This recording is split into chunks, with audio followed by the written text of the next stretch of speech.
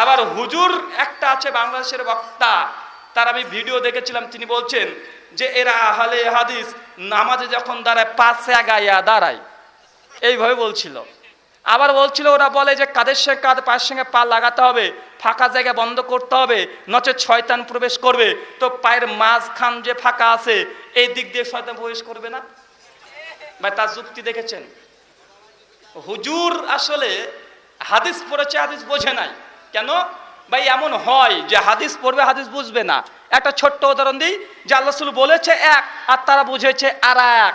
একটা ছোট্ট 7 বছরের ছেলে তারা মাকে শীতের সময় বলছে মা আইসক্রিম খাবো, মা তখন বলছে বাবা আইসক্রিম খেও না, ঠান্ডা লেগে যাবে। ছেলে আবার বলছে না মা আমি আইসক্রিম খাবো।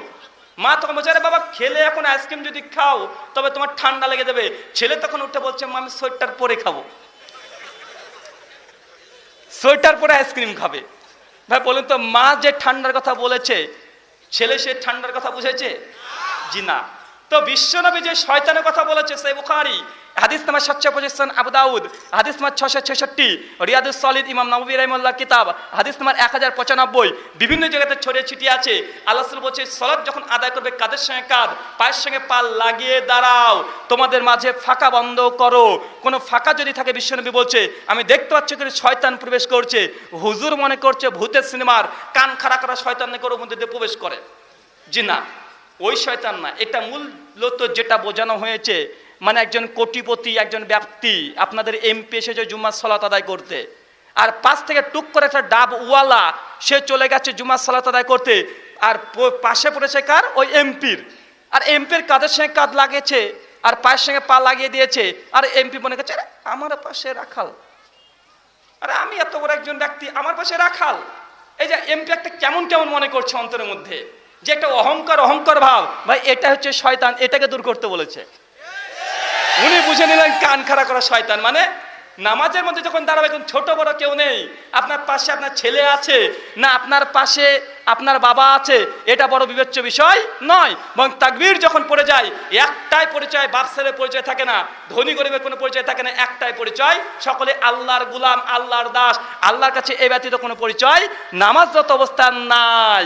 ভাই এটাই বোঝানো হয়েছে। ওই ব্যক্তি শুধুমাত্র এই ইসলামের একটা বিশ্বনবীর সুন্নাহ আমল করতে দেখে তিনি ইসলাম গ্রহণ করছে, কিনা বিশ্বনবীর সুন্নাহকে নিয়ে আজকে বাংলাদেশে বিশেষ করে ভাই বলুন তো বিশেষ কটু মন্তব্য করা হয় কি হয় না? ভাই অভিযোগ যখন আছে কয়েকটা জবাব না দিলেই নয়। জবাব দিয়ে রাগ করবেন? আচ্ছা কারা কারা রাগ করবেন একটু হাত তোলেন তো ভাই। আরে কেউ রাগ করবেন না? যেহেতু বিশ্বনবীর সুন্নাহ নিয়ে বিশেষ করে কটু মন্তব্য করা হয়, তাই কয়েকটা অভিযোগ খণ্ডন না করলেই নয়। প্রথম একটা অভিযোগ আমাদের বিরুদ্ধে করা হয়, ভাই আমাদেরকে এক শ্রেণীর মানুষ আছে ওয়াহাবি বলে, কি বলে না? ভাই ওয়াহাবি কেন বলে? আমি একটু তদন্ত করার চেষ্টা করছি যে ওয়াহাবি কেন বলে।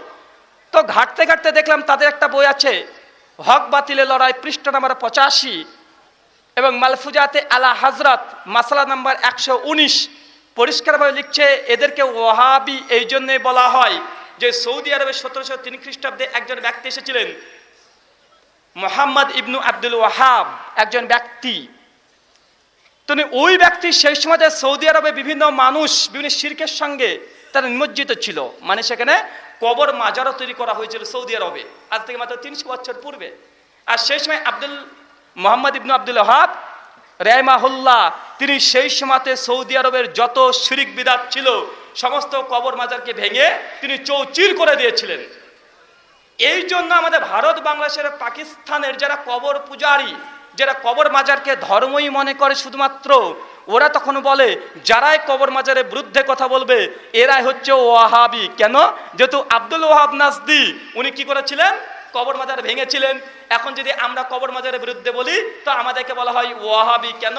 যেহেতু মুহাম্মদ ইবনু আব্দুল ওয়াহাব তিনি কবর মাজার ভেঙেছিলেন, এই জন্য। কথা বুঝতে পারছেন? এই জন্য আমাদেরকে বলা হচ্ছে ওয়াহাবি। আসেন এখানে একটু তাহকিক করা যাক, একটু অ্যান্টিভেনম জবাব দেওয়া যাক। রাগ করবেন? আচ্ছা ভাই বলুন তো, যিনি কবর মাজার ভেঙেছিলেন তার নাম কি? মুহাম্মদ ইবনু আব্দুল ওয়াহাব। ভাই বলুন তো, ওসামা বিন লাদেনকে কে কে দেখেছেন একটু হাত তোলেন তো ভাই। ছবিতে ছবিতে। লাদেনকে আপনারা দেখেছেন? লাদেনকে দেখেন নাই ভাই। যে 109 তলা বিল্ডিং এ হামলা করেছে বলে গোটা বিশ্ব জগতে প্রচার করা হচ্ছে, তার নাম লাদেন না, তার নাম ওসামা। লাদেনের বাপের নাম। আর একটু বোঝায় বুঝতে পারবেন। আব্দুর রাজ্জাক বিন ইউসুফ, ভাই বলুন তো, ইউসুফ তাকে কেউ দেখেছেন আপনাদের মধ্যে? ইউসুফ কে? বাবা। আব্দুর রাজ্জাক কে? যে বক্তৃতা দেয়। তো মুহাম্মদ ইবনু আব্দুল ওয়াহাব, তো ওয়াহাব কে? বাপ। মুহাম্মদ কে? ছেলে। কবর মাজার ভেঙেছে কে? মুহাম্মদ। তো ভাই যারা কবর মাজার ভেঙেছে তিনার নাম হচ্ছে মুহাম্মদ। তো এখন এটাই হওয়া বাঞ্ছনীয়, যারা কবর মাজার ভাঙবে বা কবর মাজারের বিরুদ্ধে কথা বলবে তাদেরকে কি নামে ডাকা উচিত? মুহাম্মদ বা মুহাম্মাদি। হুজুর আরবিটুকু বুঝতে পারে নাই। ওয়াহাবি কিভাবে রে ভাই? ভাই এটা ভুল কি ভুল নাই বলেন তো ভাই? যদি কাজের সঙ্গে সম্পৃক্ত করে যদি নাম অঙ্কন করা হয় তো আমাদের নাম হওয়া উচিত ছিল কি? মুহাম্মাদি। কারণ যিনি মুহাম্মদ তিনি কবর মাজার ভেঙেছেন। আরো আশ্চর্য হয়ে যাবেন একটু পর। কেন জানেন? মুহাম্মদ ইবনু আব্দুল ওয়াহাব জীবনীতে তারা লিখেছে যে মুহাম্মদ ইবনু আব্দুল ওয়াহাব মানে এই মুহাম্মদ এমন একজন ব্যক্তি ছিলেন যে তিনি শিরক বিদাতের বিরুদ্ধে কথা তো বলতেন, কবর মাজারও ভেঙেছিলেন। এই জন্য তার বাপ ওয়াহাব ছেলেকে বাড়ি থেকে তাড়িয়ে দিয়েছিল, ত্যায্য পুত্র করেছিল। বুঝতে পারেননি? এবার ক্লিয়ার করে বলি। বেটা হচ্ছে মোহাম্মদ, কবর মাজারের বিরুদ্ধে ছিলেন। বাপ ছিলেন কবর মাজারের পক্ষে ওয়াহাব। কে কবর মাজারের পক্ষে ছিল ভাই? ওয়াহাব। বাপ তার নাম কি? ওয়াহাব। তো ভারত, বাংলাদেশ, পাকিস্তানে এখন যারা কবর মাজারের পক্ষে মানে তাদেরকে কি বলা উচিত? ওয়াহাবি। তো ভাই সরিষার মধ্যে ভূত আছে।